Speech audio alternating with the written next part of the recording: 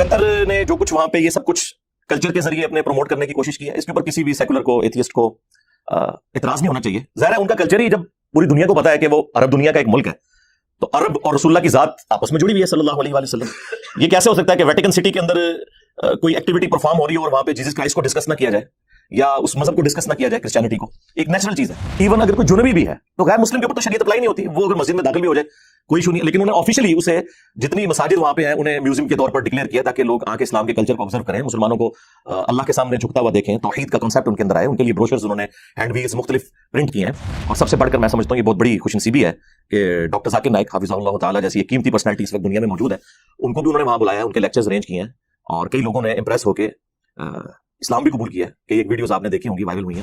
میرا خیال ہے دنیا میں اس سے بڑا کوئی ایونٹ نہیں ہوتا کہ جب پوری دنیا کی نظریں اس ایونٹ کے اوپر ہیں اور پوری دنیا کے پاس اسلام کے حوالے سے ٹرو پکچر لوگوں کی جا رہی ہے. وہاں پہ انہوں نے مختلف جگہوں کے اوپر آیات، احادیث پورے ریفرنسز کے ساتھ عربی میں بھی انگلش ترجمے کے ساتھ لگائی ہیں تاکہ لوگوں کو اسلام کی جو ایک پکچر ملائن کرنے والی پیش کی گئی اسلام کے دشمنوں کی جانب سے، اس کو کسی حد تک ڈائلیوٹ کیا جائے. اور میں سمجھتا ہوں قطر نے جو کچھ کیا ہے یہ کچھ عرصے کے اندر، ہماری درجنوں بلکہ سینکڑوں سال کی جو محنت ہے وہ ایک طرف ہے، اور انہوں نے چند دنوں کے اندر اسلام کی پکچر پوری دنیا کے سامنے رکھ دی ہے. اس ماڈرن دور کے اندر ایک ذریعہ ہے نا، جس طرح یوٹیوب ایک ذریعہ ہے.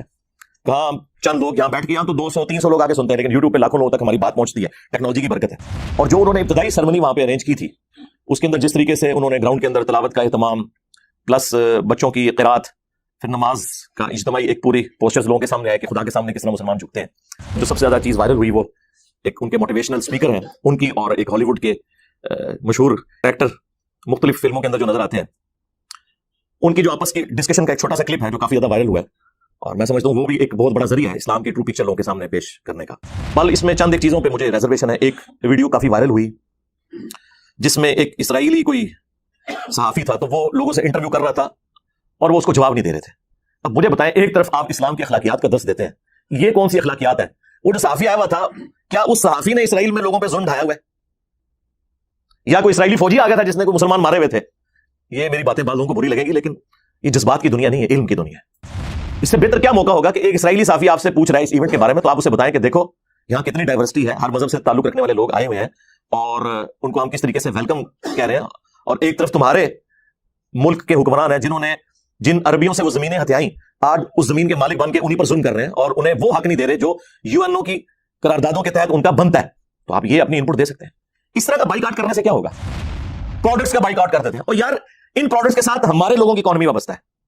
کس چیز کا بائیکاٹ کریں گے؟ آپ ہر چیز ہی ان لوگوں کی استعمال کر رہے ہیں. آج تک کسی مولوی کو میں نے نہیں دیکھا کہ اس نے اپنا اسمارٹ فون پھینک دیا ہو کہ یہ امریکہ سے بن گیا ہے، یا آئی فون پھینک دیا ہو کہ یہ امریکہ سے بن گیا ہے. سب سے بڑا دشمن تو امریکہ ہے نا. یہی ادھر پہ یہاں پہ ہم کوئی غلام ہے؟ ہاں ہے یا نہیں؟ الگ بات ہے. کہانی تو آپ کو کروائی ہوئی ہے نا ان لوگوں نے. سب سے زیادہ امریکہ کا بجٹ جو لگ رہا ہے نا پاکستان میں، وہ KP میں لگ رہا ہے، اور سب سے زیادہ گالیاں بھی KP کے لوگ امریکہ کو نکال رہے ہیں US ایڈ کے تحت. ٹھیک ہے، لے کے کھاتے بھی ہیں، گالیاں بھی نکالتے ہیں. خیر یہ ان کی پولیٹیکل اپنی گینز ہوتی ہیں. سب سے جو شرمناک ہمارے لیے ایونٹ ہے نا، وہ جاپنیز کا گراؤنڈ کی صفائی کرنا ہے، جہاں پہ لوگ بیٹھے ہوئے تھے اور لوگ اپنی چیزیں وہیں پہ پھینک کے کوڑا کرکٹ جو انہوں نے سمیٹا وہاں پہ، اور انہوں نے کہا کہ یہ ہم کوئی کسی کو دکھانے کے لیے نہیں کر رہے ہیں، نہ ہم نے کسی سے ریوارڈ لینا ہے، یہ تو ہمارے کلچر کا حصہ ہے. اور واقعی یعنی دنیا میں سب سے سویلائز لوگ اس حوالے سے وہ ہیں. اسلام کو جو مطلوب ایک انسان جو لوگوں کے لیے فائدہ مند ہو وہ کہاں پہ ہوتے ہیں؟ تو آپ جاپان میں چلے جائیں اور دیکھ لیں. اسی وجہ سے ان کی سادگی اور لوگوں کو خوش رکھنے کی عادتیں، اگر آپ پرسنٹیج نکالیں، دنیا میں سب سے زیادہ لوگ جو 100 ایئرس کی ایج کراس کرتے ہیں نا، ریشو پروپورشن کے اعتبار سے اگر آپ دیکھیں، ویسے تو اس وقت دنیا میں سب سے زیادہ امریکہ میں ہے، لیکن امریکہ کی آبادی بہت زیادہ ہے نا، وہ جاپان میں سب سے زیادہ لوگ ہیں جو 100 کراس کرتے ہیں. پولیس کی انوالومنٹ 0 ہو چکی ہوئی ہے. 5 سال کا بچہ بھی یا بچی ہے وہ اکیلے اسکول جاتا ہے، اپنے سارے معاملات کو دیکھتا ہے. اور یہاں اسلامی جمہوریہ سو کالڈ پاکستان اسلام کا قلعہ، اس کے اندر کیا حالت ہے کہ ماں باپ کے ساتھ جاتے ہوئے بھی بچے سکیور کوئی نہیں ہے، اکیلے تو چھوڑ دیں. جنت پھر بھی تسی جانا ہے، یہ پتہ چل جائے گا، یہ مرو گے تو سارا کچھ کھل جائے گا کہ کنہیں جنت جانا ہے تو کنہیں جہنم میں جانا ہے. ہماری حدیث بس پوسٹر میں لگی رہے گی، وہ صحیح مسلم کی حدیث صحیح مسلم شریف کے اندر ہی رہے گی کہ صفائی نصف ایمان ہے. اللہ کے محبوب صلی اللہ علیہ وآلہ وسلم نے فرمایا صفائی نصف ایمان ہے. ظاہر ہے کہ مسلمان کی ساری عبادات معاملات اسی کے ساتھ ریلیٹڈ ہے. انہوں نے واقعی صفائی کی ہے اور لوگوں کو ایک میسج دیا، خصوصاً مسلمانوں کو، کہ باتیں تم کرتے تھے، تم گفتار کے غازی ہو اور کردار کے غازی ایسے ہوتے ہیں. الحمدللہ رب العالمین والصلاة والسلام علی سید الانبیاء والمرسلین وعلی آلہ واصحابہ وازواجہ وامتہ اجمعین الی یوم الدین. الحمدللہ آج 27 نومبر 2022 کو سنڈے کے دن ہمارا یہ پبلک سیشن نمبر 70 نمبر انشاءاللہ منعقد ہونے جا رہا ہے. آپ کے سوالات یہ پرچیوں کی شکل میں ریئل ٹائم میرے پاس آ چکے ہیں, لیکن ان کو ڈسکس کرنے سے پہلے اس ویک کا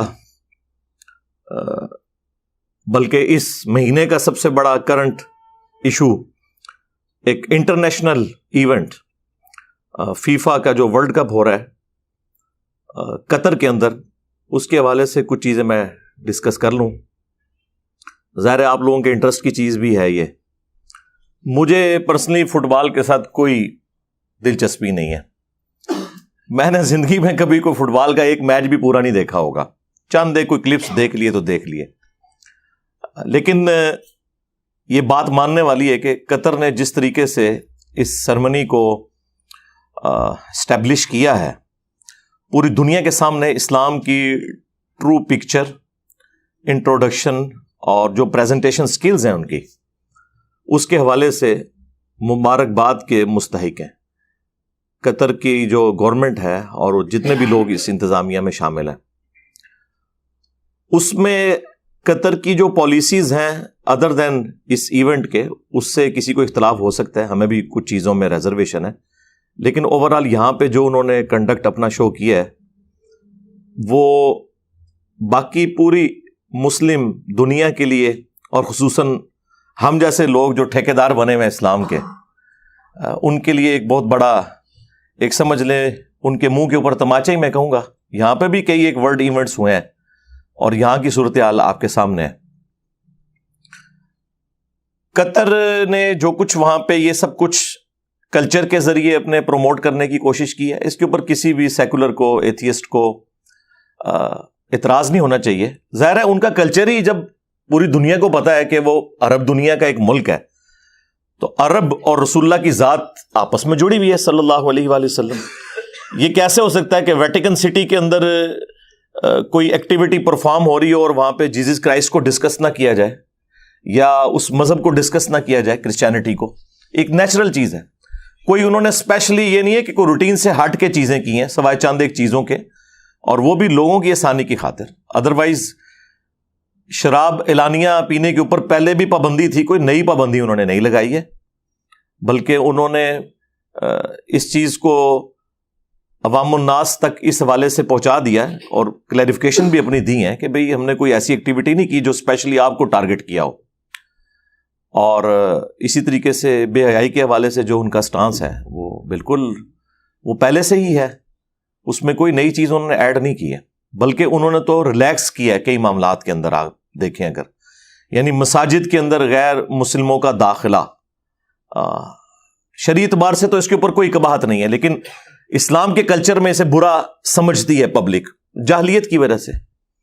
اسلام میں تو اس طرح کی کوئی ممانعت نہیں ہے. ایون اگر کوئی جنبی بھی ہے تو غیر مسلم کے اوپر تو شریعت اپلائی نہیں ہوتی, وہ اگر مسجد میں داخل بھی ہو جائے کوئی ایشو نہیں ہے. لیکن انہوں نے آفیشلی اسے جتنی مساجد وہاں پہ ہیں انہیں میوزیم کے طور پر ڈکلیئر کیا تاکہ لوگ آ کے اسلام کے کلچر کو آبزرو کریں, مسلمانوں کو اللہ کے سامنے جھکتا ہوا دیکھیں, توحید کا کانسیپٹ ان کے اندر آئے. ان کے لیے بروشرز انہوں نے ہینڈ ویلز مختلف پرنٹ کیے ہیں. اور سب سے بڑھ کر میں سمجھتا ہوں یہ بہت بڑی خوش نصیبی ہے کہ ڈاکٹر ذاکر نائک حافظہ اللہ تعالی جیسی ایک قیمتی پرسنالٹی اس وقت دنیا میں موجود ہیں, ان کو بھی انہوں نے وہاں بلایا ہے, ان کے لیکچرز ارینج کیے ہیں, اور کئی لوگوں نے امپریس ہو کے اسلام بھی قبول کیا ہے. کئی ایک ویڈیوز آپ نے دیکھی ہوں گی, وائرل ہوئی ہیں. تو یہ ایک بہت بڑی اس حوالے سے انہوں نے اچیومنٹ کی ہے. اور ڈاکٹر ذاکر نائک نے بھی یعنی اسپیسیفکلی جن ٹاپکس کو ہاتھ ڈالا ہے اس موقع کے اوپر, کامن ٹرمز کے اعتبار سے concept of God in all the religions, جو خدا کا تصور ہے تمام مذاہب کے اندر, اس کے اوپر اسپیسیفکلی انہوں نے ایمفسائز کیا ہے. اور اسلام خدا کا کیا تصور پیش کرتا ہے. اب جس کی مرضی وہ حق قبول کرے, جس کی مرضی نہ کرے. میرا خیال ہے دنیا میں اس سے بڑا کوئی ایونٹ نہیں ہوتا کہ جب پوری دنیا کی نظریں اس ایونٹ کے اوپر ہیں اور پوری دنیا کے پاس اسلام کے حوالے سے ٹرو پکچر لوگوں کی جا رہی ہے. وہاں پہ انہوں نے مختلف جگہوں کے اوپر آیات, احادیث, پورے ریفرنسز کے ساتھ عربی میں بھی انگلش ترجمے کے ساتھ لگائی ہیں تاکہ لوگوں کو اسلام کی جو ایک پکچر ملائن کرنے والی پیش کی گئی اسلام کے دشمنوں کی جانب سے، اس کو کسی حد تک ڈائلیوٹ کیا جائے. اور میں سمجھتا ہوں قطر نے جو کچھ کیا ہے یہ کچھ عرصے کے اندر، ہماری درجنوں بلکہ سینکڑوں سال کی جو محنت ہے وہ ایک طرف ہے، اور انہوں نے چند دنوں کے اندر اسلام کی پکچر پوری دنیا کے سامنے رکھ دی ہے. اس ماڈرن دور کے اندر ایک ذریعہ ہے نا، اس طرح یوٹیوب ایک ذریعہ ہے. کہاں چند لوگ یہاں بیٹھ کے، یہاں تو 200-300 لوگ آگے سنتے ہیں، لیکن یوٹیوب پہ لاکھوں لوگوں تک ہماری بات پہنچتی ہے. ٹیکنالوجی کی برکت ہے. اور جب اتنا میگا ایونٹ فیفا کا ورلڈ کپ ہو رہا ہو فٹ بال کا، پوری دنیا کی نظریں اس کے اوپر ہوں، اور دنیا کے ہر کونے میں کھیلے جانے والا وہ ایک ایسی گیم ہے، لوگ انٹرسٹ بھی رکھتے ہیں. ظاہر سستی بھی ہے، ایک ہی فٹ بال لینا ہے. کرکٹ تو ذرا مہنگی گیم ہے، اور باقی گیمز یہ تو بہت سستی گیم ہے. اور بچپن میں آلموسٹ سب لوگوں نے فٹ بال کھیلا ہوتا ہے، اس وجہ سے لوگوں کا انٹرسٹ بھی زیادہ ہوتا ہے. اور جو انہوں نے ابتدائی سرمنی وہاں پہ ارینج کی تھی، اس کے اندر جس طریقے سے انہوں نے گراؤنڈ کے اندر تلاوت کا اہتمام، پلس بچوں کی قرات، پھر نماز کا اجتماعی ایک پوری پوسچرز لوگوں کے سامنے آئے کہ خدا کے سامنے کس طرح مسلمان جھکتے ہیں. اور اس میں جو سب سے زیادہ چیز وائرل ہوئی وہ ایک ان کے موٹیویشنل سپیکر ہیں ان کی، اور ایک ہالی ووڈ کے مشہور ایکٹر مختلف فلموں کے اندر جو نظر آتے ہیں، ان کی جو آپس کی ڈسکشن کا ایک چھوٹا سا کلپ ہے جو کافی زیادہ وائرل ہوا ہے. اور میں سمجھتا ہوں وہ بھی ایک بہت بڑا ذریعہ ہے اسلام کی ٹرو پکچر لوگوں کے سامنے پیش کرنے کا. اس میں جو انہوں نے وہ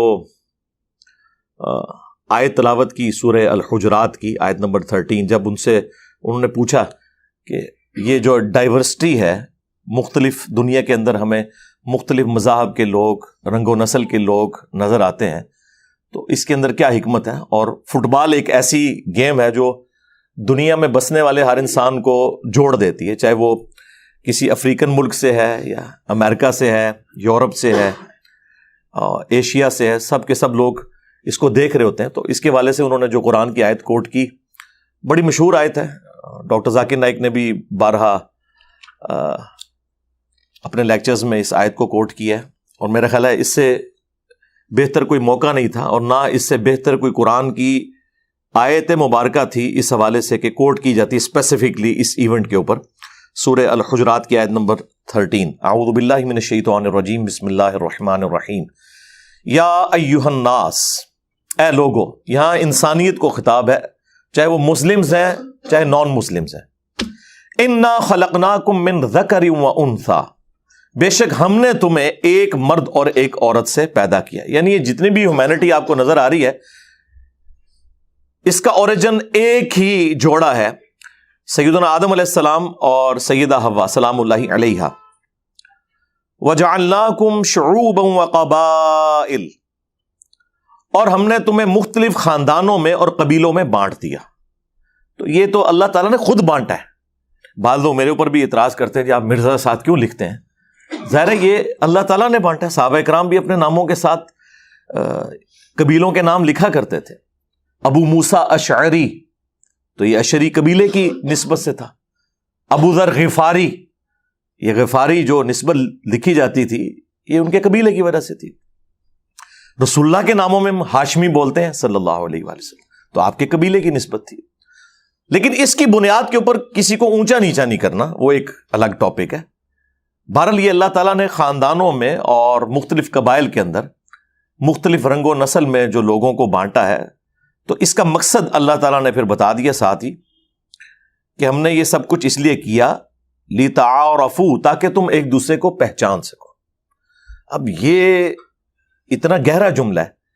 پہچاننا اس اعتبار سے بھی ہے کہ انسان جو ہے وہ اپنی رنگ و نسل کے جو لوگ ملتے جلتے ہیں ان کو آئیڈینٹیفائی کر لیتا ہے. جس طرح ہم بڑی آسانی سے بتا سکتے ہیں کہ یہ چائنیز ہیں، انڈونیشینز ہیں، اور فلپین کے رہنے والے لوگ ہیں، ان کی ایک طرح کی شکلیں نظر آتی ہیں.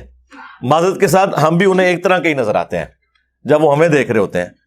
اور اس چیز کا احساس آپ کو ہو جائے گا کہ انہی چائنیز میں اگر آپ کو کوئی ایشین نظر آ جائے تو آپ کہیں گے یار یہ انڈیا، پاکستان یا بنگلہ دیش کا رہنے والا ہے.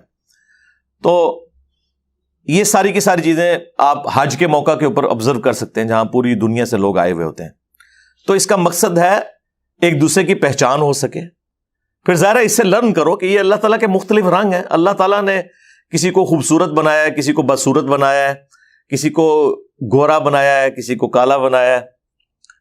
اور اسی میں وہ مسند احمد کی حدیث ہے جو نبی علیہ السلام کا حجۃ الوداع کا خطبہ ہے, اس میں بھی نبی علیہ السلام نے یہی فرمایا کہ لوگوں تم ایک آدم سے پیدا ہوئے ہو اور آدم مٹی سے بنائے گئے تھے. کسی گورے کو کالے پر, کسی کالے کو گورے پر, کسی سرخ کو سیاہ پر, کسی سیاہ کو سرخ پر. کوئی فوقیت حاصل نہیں ہے مگر تقوی کی بنیاد پہ.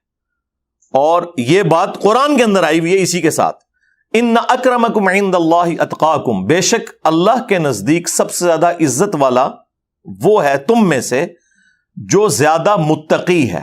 یہ متقی سے مراد داڑھی پگڑی اور گیٹ اپ نہیں ہے, جو واقعی خدا سے ڈرنے والا ہے. کیونکہ یہاں تو اکثریت لوگوں نے مذہب کا لبادہ اوڑھا ہوا ہے دنیاوی منفعت کے لیے. اسی لیے صحیح مسلم میں حدیث ہے کہ اللہ تعالیٰ تمہاری شکلوں اور مال کو نہیں دیکھتا, دلوں اور اعمال کو دیکھتا ہے. کون اچھی کام کرتا ہے, اچھی ڈیڈز کس کے اندر ہیں. کیونکہ شکل اللہ نے کیوں دیکھنی ہے, شکل تو خود اس نے بنائی ہے. کسی کی شکل کے اوپر اسے تانا بھی نہیں دیا جا سکتا, کسی کے رنگ کے اوپر اسے تانا نہیں دیا جا سکتا. دیکھیں آج ہمیں حضرت بلال حبشی سے محبت ہے تو کیا ان کی شکل دیکھ کے محبت ہے؟ وہ ہمارے سامنے بھی آ جائیں تو شاید سب کانٹیننٹ کے لوگوں کو ان کی شکل پسند نہ آئے.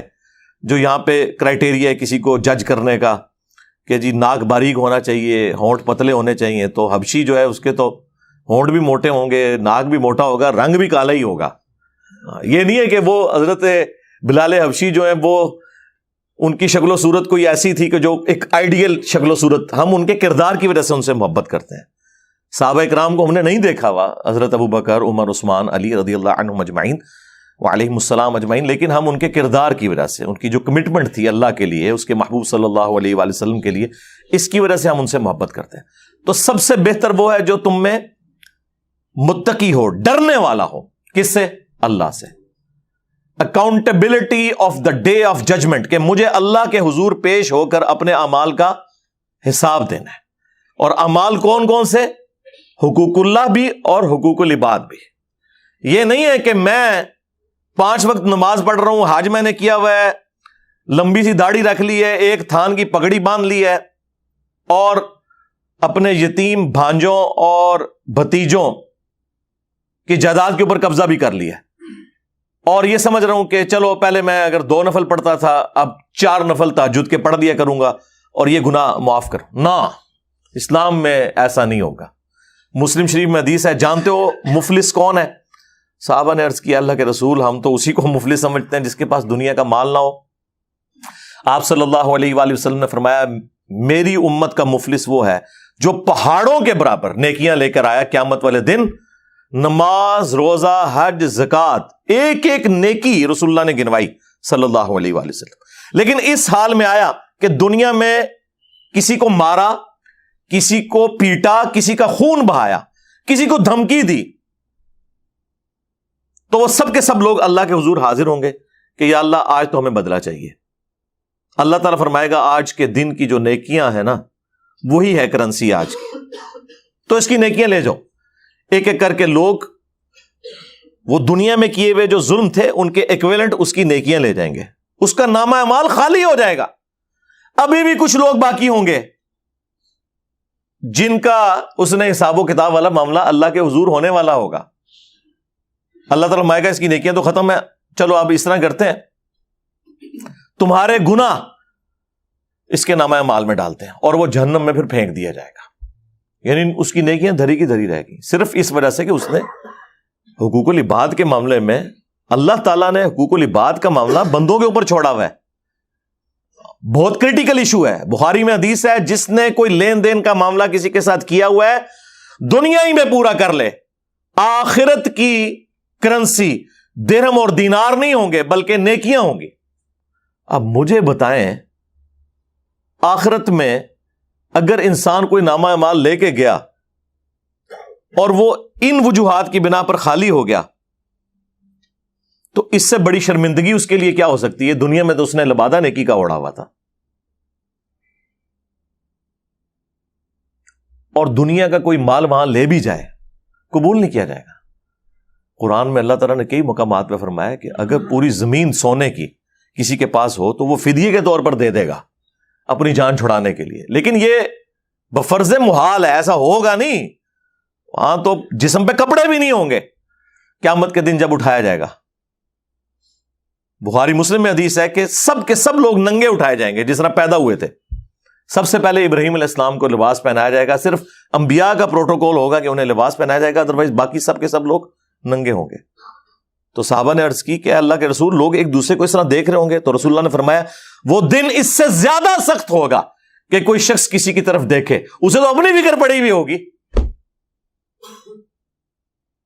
اللہم اجرنا من النار, اللہم اجرنا من النار, آمین. اللہم حاسبنا حسابا یسیرا, آمین. خیر اس کے اوپر تو اب گھنٹوں بولا جا سکتا ہے, یہ تو ٹاپک ہی ایک ایسا ہے. بہرحال جسے خدا کی شناخت ہے, خدا کا خوف ہے, اللہ کا تقوی ہے جس کے اندر, وہ اللہ کے حضور سب سے زیادہ عزت والا ہے. ان اللہ علیم خبیر, بے شک اللہ تعالی علم والا اور جاننے والا ہے. اس کے علاوہ بھی کئی ایک مقامات ہیں قرآن میں, اگر آپ کو شوق ہو. سورہ النساء کی پہلی آیت, وہ بھی پوری انسانیت کو خطاب ہے. چلے میں کراس ریفرنس کے طور پہ آپ کو یہاں پہ بیان کر دیتا ہوں. یا ایھا الناس, اے لوگو, اتقوا ربکم الذی خلقکم من نفس واحدہ, اس رب سے ڈر جاؤ, اس کا تقوی اختیار کرو جس نے ایک جان سے تمہیں پیدا کیا. وخلق منہا زوجہا, اور اسی سے اس کا جوڑا بنایا. وبث منہما رجالا کثیرا, اور یہ مرد و عورت کا جب جوڑا پھر اس سے کثیر تعداد میں پھیلا دیے مرد اور عورتیں. واتقوا اللہ, اسی اللہ کا تقوی اختیار کرو. الذی تساءلون بہ والارحام, کہ جس کے واسطے سے ایک دوسرے سے تم ریکویسٹ کرتے ہو. یعنی جب مسئلہ بالکل پھنس جائے نا تو لوگ کیا کہتے ہیں, یار اللہ کے لیے معاف کرتے ہیں. یہ آخری بات ہوتی ہے جب کوئی آرگومنٹ باقی نہ رہے. تو اللہ تعالیٰ فرماتا ہے جس رب کا واسطہ دیتے ہو نا جب تمہارے مسئلے پھنسے ہوئے ہوتے ہیں, اس سے ڈرو بھی. یعنی لوگوں کو تو کہہ رہے ہو کہ اللہ سے ڈرو اور مجھ پر رحم کرو, تم بھی اللہ سے ڈرنے والے ہو یا نہیں؟ والارحام, اور رحمی رشتوں کا بھی خیال رکھنا. یہ حقوق العباد والا معاملہ آ گیا. یعنی جو آپ کی رشتہ داریاں ہیں ان میں کوئی قطع تعلقی والا معاملہ, کسی کے ساتھ بدسلوکی والا معاملہ نہ ہو. ان اللہ کان علیکم رقیبا, بے شک اللہ تعالیٰ تمہیں دیکھ رہا ہے جو کچھ تم کر رہے ہو, تمہارے اوپر خود اللہ تعالیٰ گواہ ہے. یہ سورہ الحجرات کی آیت انہوں نے پڑھی, اور یہ سورۃ النساء تو چلے میں نے کراس ریفرنس کے طور پر آپ کو بتا دی.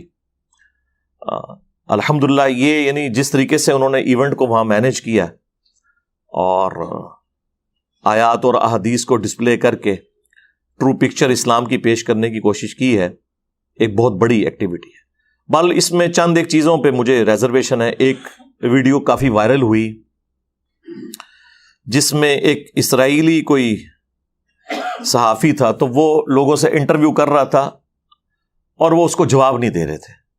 اب مجھے بتائیں, ایک طرف آپ اسلام کی اخلاقیات کا درس دیتے ہیں, یہ کون سی اخلاقیات ہیں؟ وہ جو صحافی آیا ہوا تھا, کیا اس صحافی نے اسرائیل میں لوگوں پہ ظلم ڈھایا ہوا ہے؟ یا کوئی اسرائیلی فوجی آ گیا تھا جس نے کوئی مسلمان مارے ہوئے تھے؟ یہ میری باتیں بعض لوگوں کو بری لگیں گی, لیکن یہ جذبات کی دنیا نہیں ہے, علم کی دنیا ہے. یہ تو بڑا اچھا موقع ہے, آپ وہاں لوگوں کے سامنے اپنا مقدمہ رکھ سکتے ہیں. اگر آپ نے فلسطین کو سپورٹ کرنا ہے تو اس کا طریقہ کار یہ بھی ہو سکتا ہے کہ آپ گفتگو کر کے اس میں اپنی ان پٹ اس حوالے سے دے سکتے ہیں, اسرائیل کو کنڈیم کر سکتے ہیں, لوگوں کو بتائیں. اس سے بہتر کیا موقع ہوگا کہ ایک اسرائیلی صحافی آپ سے پوچھ رہا ہے اس ایونٹ کے بارے میں, تو آپ اسے بتائیں کہ دیکھو یہاں کتنی ڈائیورسٹی ہے, ہر مذہب سے تعلق رکھنے والے لوگ آئے ہوئے ہیں, اور ان کو ہم کس طریقے سے ویلکم کہہ رہے ہیں. اور ایک طرف تمہارے ملک کے حکمران ہیں جنہوں نے جن عربیوں سے وہ زمینیں ہتھیائیں, آج اس زمین کے مالک بن کے انہی پر ظلم کر رہے ہیں, اور انہیں وہ حق نہیں دے رہے جو یو این او کی قراردادوں کے تحت ان کا بنتا ہے. تو آپ یہ اپنی ان پٹ دے سکتے ہیں. اس طرح کا بائیکاٹ کرنے سے کیا ہوگا؟ پروڈکٹس کا بائیکاٹ کر دیتے ہیں. اور یار ان پروڈکٹس کے ساتھ ہمارے لوگوں کی اکانومی وابستہ ہے.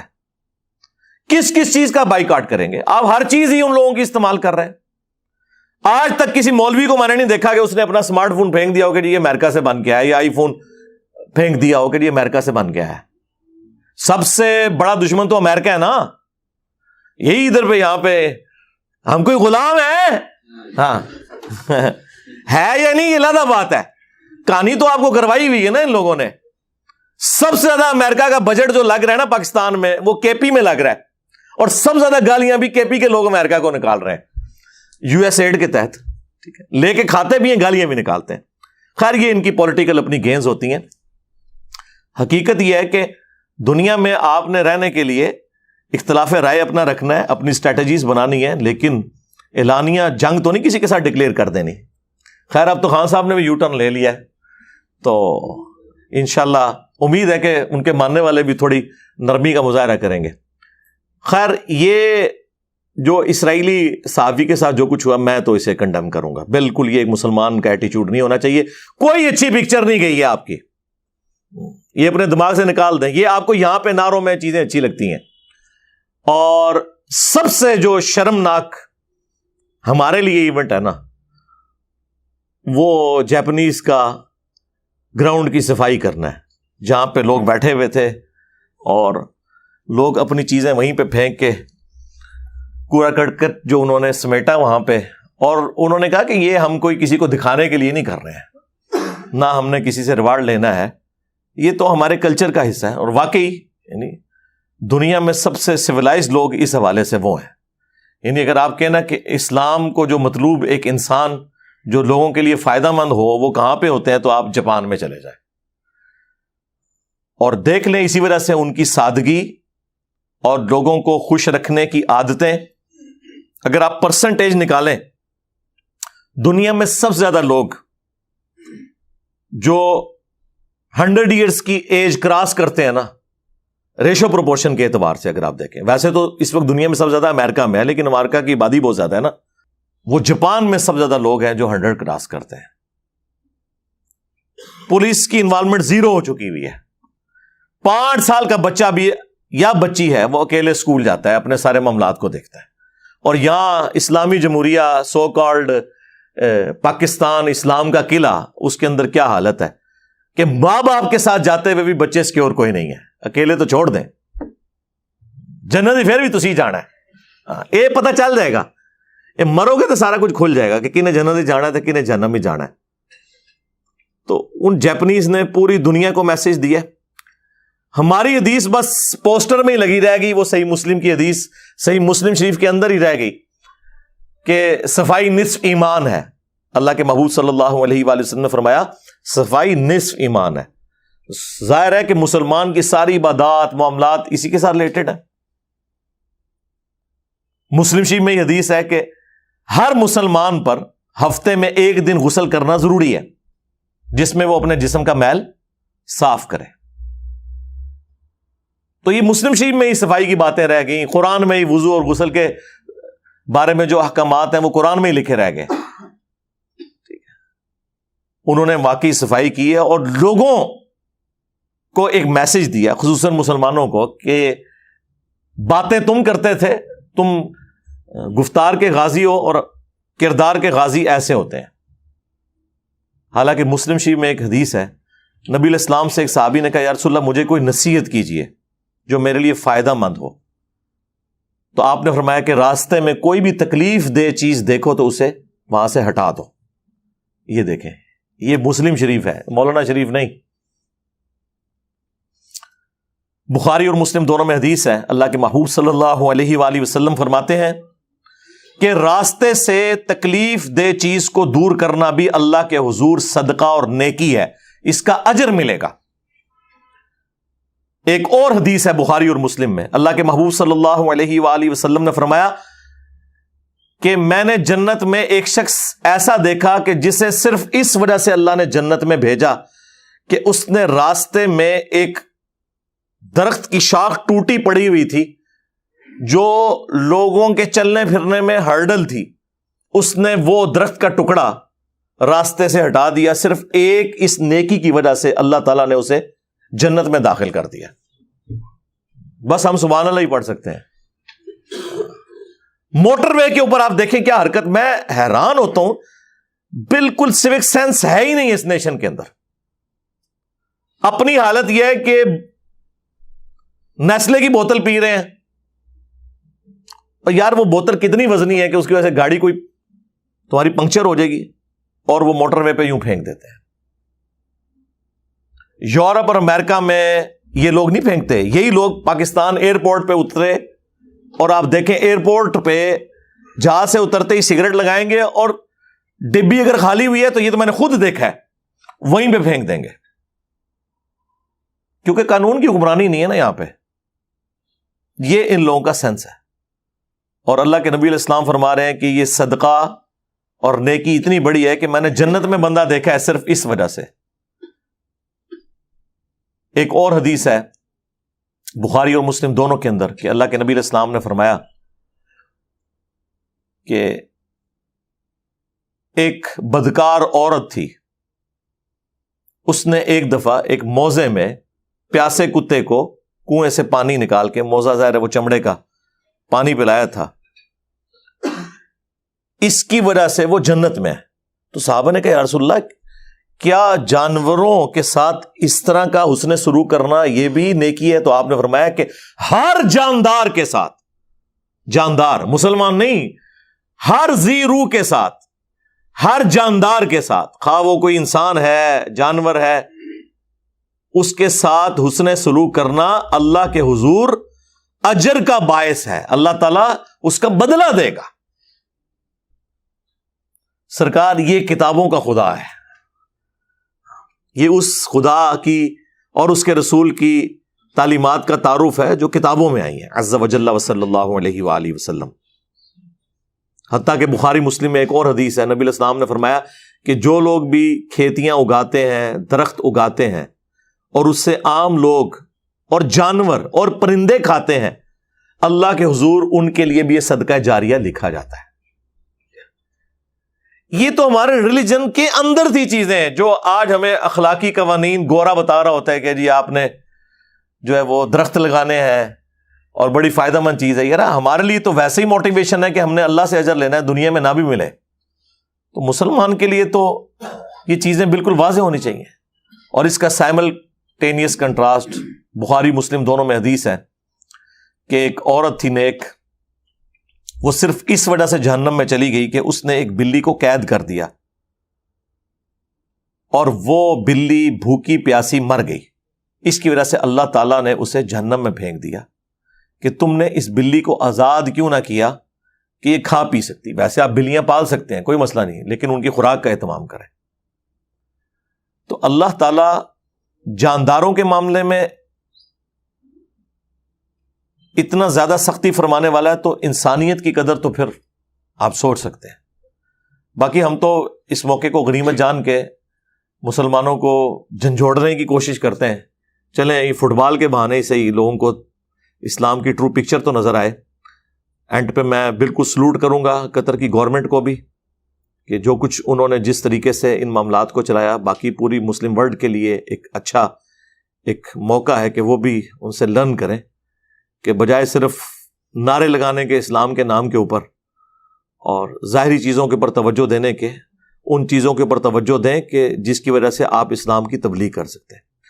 صلو علی محمد وآل محمد, اللہم صلی علی محمد وعلی آل محمد واصحاب محمد وازواج محمد وامت محمد اجمعین الی یوم الدین, آمین.